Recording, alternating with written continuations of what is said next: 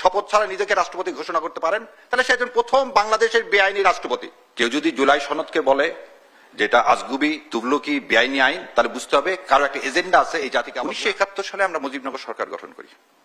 এই মুজিবনগর সরকার যারা যে যেখানে আছেন কনস্টিটিউশনের 84 নম্বর 78 নম্বর পাতা খোলেন। এই 78 নম্বর পাতাতে দেওয়া আছে প্রোক্লামেশন অফ ইন্ডিপেন্ডেন্ট। এই প্রোক্লামেশন ইন্ডিপেন্ডেন্টের সমস্ত 5 জায়গায় লেখা আছে বঙ্গবন্ধু শেখ মুজিবুর রহমান, কোথাও লেখা নেই জাতির পিতা।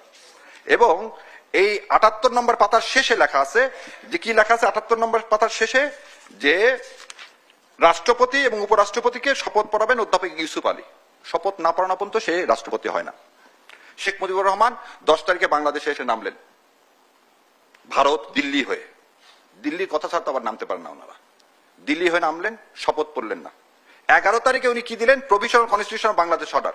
শপথ ছাড়া নিজেকে রাষ্ট্রপতি ঘোষণা করতে পারেন, তাহলে সে একজন প্রথম বাংলাদেশের বেআইনি রাষ্ট্রপতি। কাছে শপথই নেননি।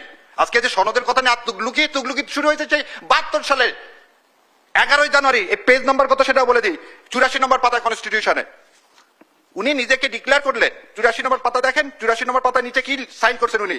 বাংলাদেশের রাষ্ট্রপতি হিসাবে Sheikh Mujibur Rahman, president of the people's republic of Bangladesh. Fraud কাকে বলে? মুক্তিযুদ্ধের সাথে প্রতারণা, মুক্তিযোদ্ধাদের সাথে প্রতারণা। আর আজকে আপনি আসছেন তুগলকি আইন না।